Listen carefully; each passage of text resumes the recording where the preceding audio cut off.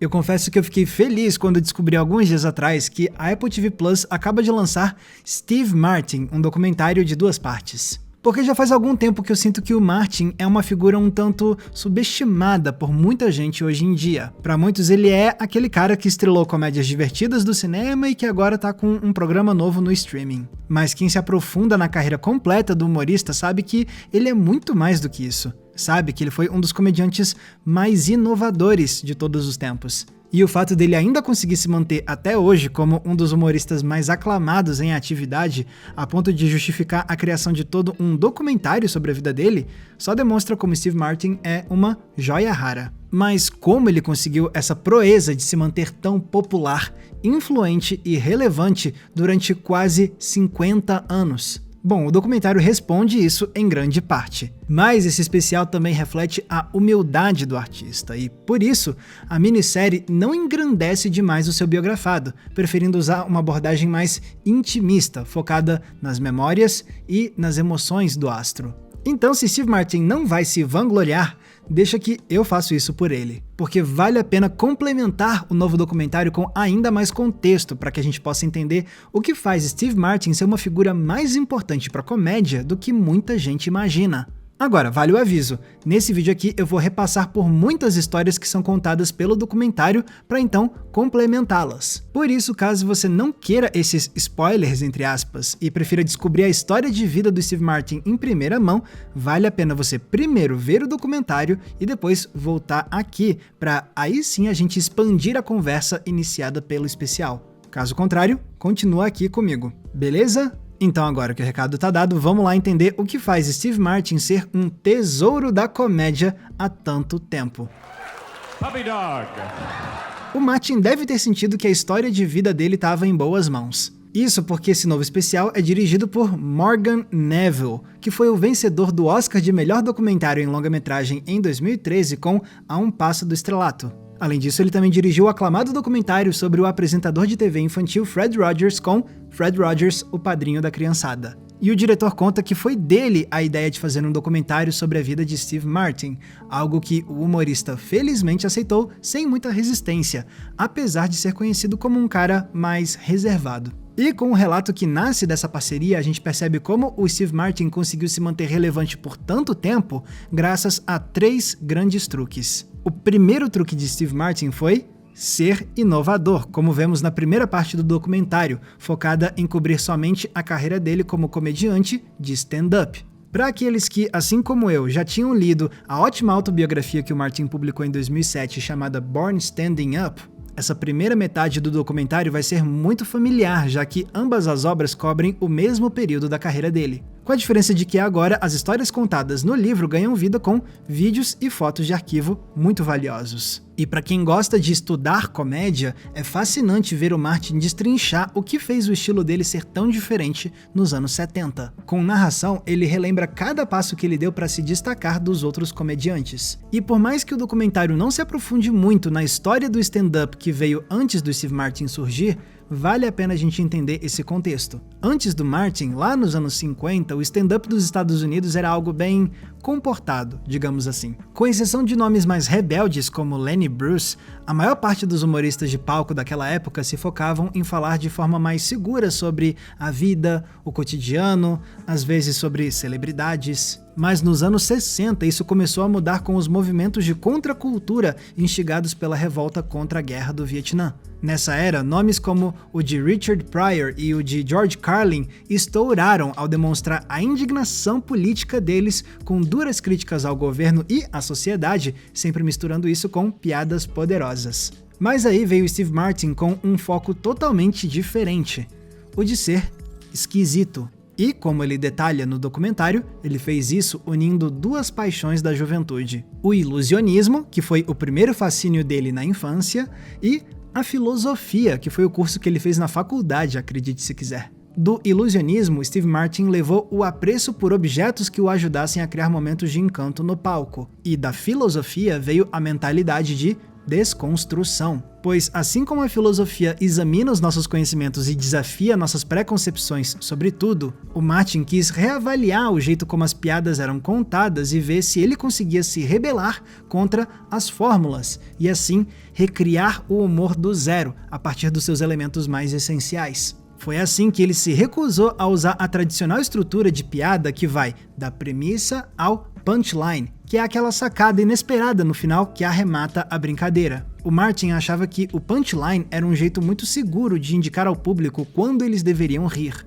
E ele queria uma risada mais genuína, mais espontânea. Por isso ele experimentou com piadas que não tinham punchline, para criar uma tensão que nunca se resolvia e assim dar vida a outro tipo de riso.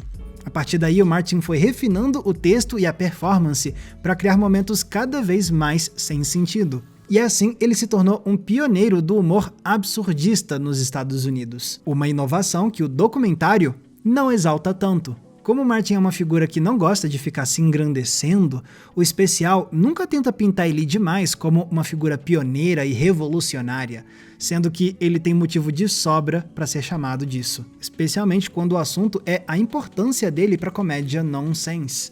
O humor sem sentido, entre aspas. Sim, é verdade que ele não foi o único a explorar esse absurdismo naquele tempo.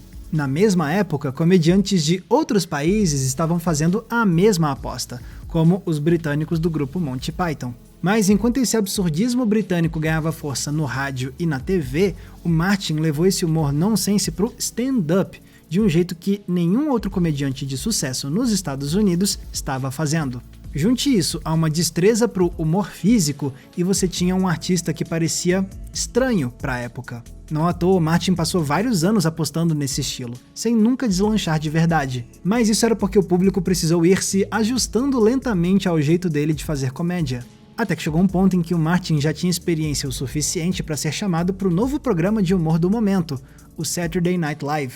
E agora sim os Estados Unidos pareciam mais receptivos a um cara estranho como ele. Foi assim que Martin se tornou uma grande celebridade. Mais do que isso, ele se tornou a maior celebridade do humor americano, alcançando um sucesso financeiro que nenhum comediante de lá havia alcançado até então, lotando estádios e se tornando uma espécie de rockstar do humor.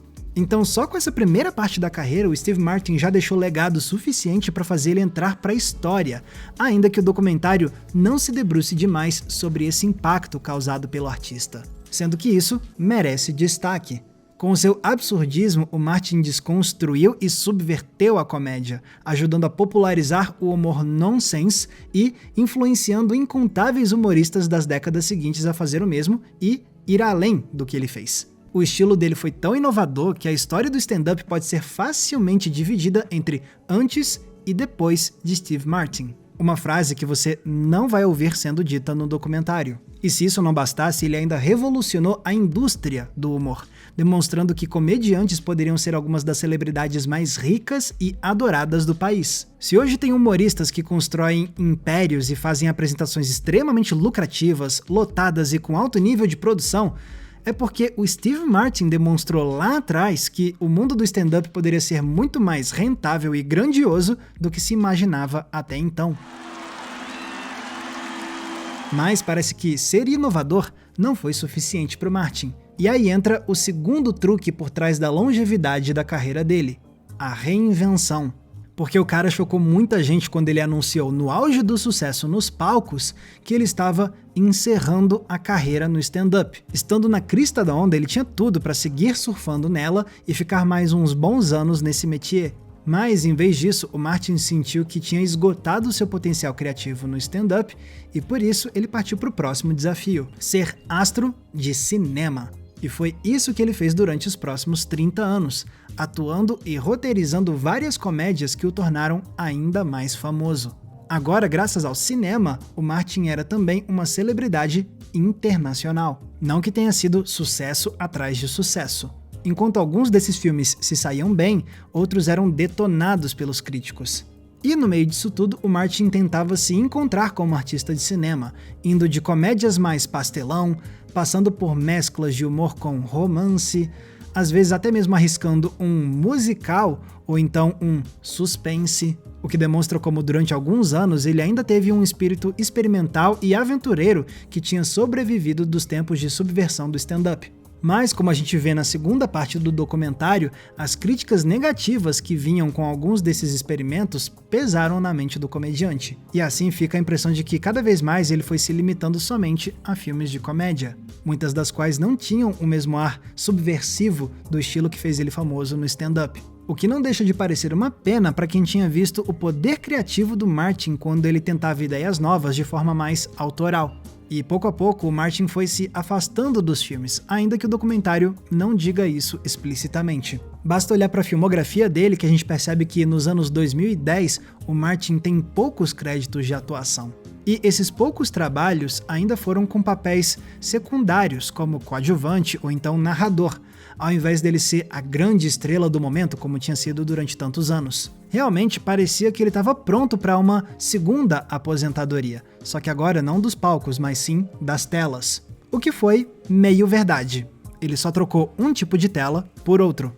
Porque nos anos 2020 veio a nova reinvenção que deu uma sobrevida à carreira do Martin. A investida para se tornar um astro dos seriados, com o programa que ele criou com o colega John Hoffman, Only Murders in the Building. Aqui, o Steve Martin se une ao amigo Martin Short e à estrela pop Selena Gomez para viverem um trio de vizinhos que criam um podcast para investigar assassinatos, numa mistura única de humor e de trama de detetive. E se o Steve Martin parece brilhar tanto aqui, é justamente porque ele está de volta a um material mais autoral. Não à toa, o personagem dele, o Charles, tem vários paralelos com o próprio comediante da vida real, seja com a carreira no show business ou com os traumas de infância relacionados ao pai. E o fato da performance dele ficar ainda melhor ao lado do colega Martin Short só deixa tudo ainda mais admirável, uma verdadeira volta à boa forma para esse veterano do humor.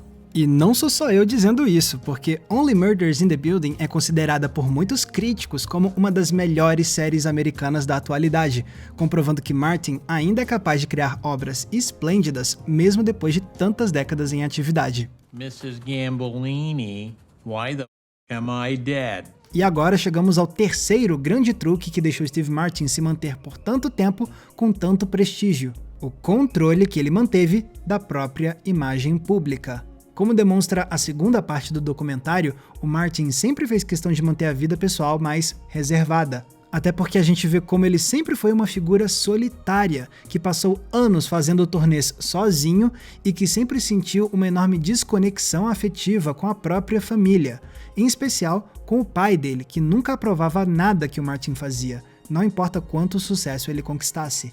E até mesmo quando ele assumia relações amorosas em público, ele sempre parecia estar meio desconfortável com tanto nível de exposição. Até nos dias de hoje, ele faz questão de manter essa divisão entre fama e vida privada, exigindo, por exemplo, que nunca mostrem a filha criança dele no documentário. E foi assim, mantendo a vida pessoal na surdina e sem ter grandes escândalos, que o Martin conseguiu se manter durante anos e anos na imaginação do público, única e exclusivamente como aquele cara doidinho que faz a gente rir. E a outra maneira como ele evitou controvérsias ao longo de tantos anos foi com a decisão de não ser um comediante muito politizado. E ele mesmo assume isso no documentário, dizendo que quando ele começou no stand-up, o normal era falar bastante de política. E como ele queria se destacar, ele decidiu ir na direção oposta e evitar esses temas, para se focar naquele humor estranho e besta que ele tanto queria fazer. E esse é um princípio que ele mantém até os dias de hoje. Quando ele fez uma turnê com o Martin Short, a dupla declarou que não ia fazer piadas com o cenário político-partidário dos Estados Unidos nessas apresentações, porque eles não queriam alienar parte do público que não concordasse com as opiniões deles. Tendo dito isso, seria um erro achar que o Steve Martin é um isentão que se recusa totalmente a demonstrar os seus ideais políticos. Porque o documentário não fala muito disso, mas vira e mexe, o comediante expressa sim algumas opiniões políticas. Por exemplo, quando ele fez tweets engraçados para comemorar a aprovação do casamento gay no estado de Nova York em 2011. Fora isso, teve as raras ocasiões em que o Martin demonstrou publicamente ter uma inclinação democrata, que é o partido americano mais progressista e mais de esquerda em comparação com o outro partido, o dos republicanos, que são mais conservadores e de direita. Basta lembrar, por exemplo, de um episódio que não aparece no documentário, a vez em que Martin endossou publicamente em 2012 a campanha do amigo dele, o democrata Bob Kerrey, que estava concorrendo a uma vaga no Senado dos Estados Unidos. E claro que ele fez isso do jeitinho dele, né? Usando um vídeo humorístico no qual ele fingia ensinar um tutorial de papelaria enquanto o apoio dele ao político era anunciado com textos na tela. E não podemos esquecer que ele também topa dar umas alfinetadas nos republicanos. É o que a gente viu em outro episódio que também ficou de fora do documentário. A vez em que Martin fez uma participação especial no Saturday Night Live em 2019 para parodiar Roger Stone, um dos conselheiros de Donald Trump, tirando sarro das condutas absurdas da administração do então presidente dos Estados Unidos. E a gente encontra ainda mais relances das visões políticas do Martin se a gente olhar para a obra mais atual dele, Only Murders in the Building. Eu penso, por exemplo, na cena da segunda temporada em que os personagens de Martin e de Short descobrem que a Mabel é bissexual, e eles simplesmente reagem com naturalidade. Nada de piadinha preconceituosa ou de tratar isso com desdém.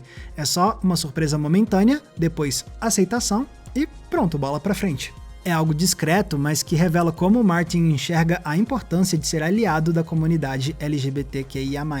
Não significa, então, que o Steve Martin seja apolítico ou isentão, até porque é impossível fazer arte apolítica. É só que ele escolheu não fazer isso ser o foco principal da obra dele, preferindo deixar suas inclinações políticas se revelarem de forma mais discreta e esporádica. Muitos podem discordar dessa filosofia, outros podem concordar. Mas foi essa postura, somada ao zelo pela vida privada e ao distanciamento de controvérsias, que ajudaram a manter a reputação de Martin sob uma luz tão positiva ao longo das décadas. Então, se a longevidade do prestígio de Martin parece um feito raro, não é à toa. Nem todos os artistas conseguem ser inovadores e influentes como ele foi, para depois se renovar mudando de especialidade e tendo ainda mais sucesso. E isso tudo enquanto se mantém a imagem pública sob extremo controle para que o público nunca perca o encanto com a persona cativante construída ao longo de quase 50 anos.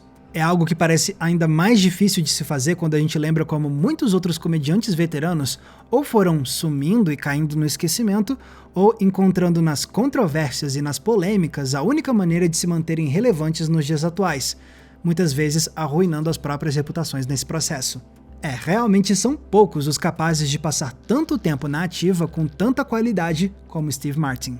Mas pode ser que isso não dure tanto tempo, porque recentemente o Martin anunciou que, uma vez que Only Murders in the Building acabe, ele vai se aposentar das telas de vez. O que obviamente vai causar tristeza para quem é fã desse cara. Mas enquanto não chega esse dia, o que não falta pra gente é uma montanha de stand-ups, de discos, de filmes, de episódios de TV e até mesmo um documentário em 2 partes pra gente continuar rindo das bobagens dele. E assim vamos falar de Steve Martin não só como aquele carinha de cabelos brancos que fazia caras e bocas nos filmes, mas sim como ele realmente merece ser lembrado. Como uma verdadeira lenda da comédia, eternamente dedicada a ser besta e a arrancar da gente a mais sincera das risadas. Galera, muito obrigado por terem conferido o episódio de hoje. Olha, já faz um tempo que eu queria fazer um vídeo só sobre o Steve Martin, porque eu li a autobiografia dele uns 3 anos atrás e eu fiquei com isso na cabeça, mas agora que saiu esse documentário da Apple TV Plus, é que eu realmente senti que essa era a hora, e eu espero que vocês tenham gostado. E eu reforço minha recomendação de verem o documentário porque eu deixei muita coisa de fora desse vídeo aqui em relação à carreira e à vida dele. Vale muito a pena. E pessoal, se vocês querem ajudar a manter o Entre Planos no ar, vocês têm algumas opções. A primeira delas é o botão de valeu demais que tá aqui embaixo, porque ele é tipo uma gorjeta que você deixa pra gente nesse vídeo aqui. Mas se quiser ajudar com um valor mensal, aí você pode entrar na nossa comunidade de apoiadores do Entre Planos no Apoia-se. E aí você ganha acesso a conteúdos e eventos exclusivos que eu preparo para esse pessoal. Tem recomendação de filme toda semana no inbox do seu e-mail, tem grupo fechado, lives exclusivas e também o nosso Cineclube Entre Planos pra gente debater um filme por mês juntos via videoconferência. Para ter acesso a isso tudo e fazer parte dessa comunidade, é só clicar no link que está aqui embaixo na descrição. Lembrando também que se quiserem me acompanhar nas redes sociais é muito fácil, basta me procurarem usando os nomes que estão aparecendo aqui embaixo de mim. Mais uma vez, muito obrigado pela audiência, um abraço e até a próxima sessão.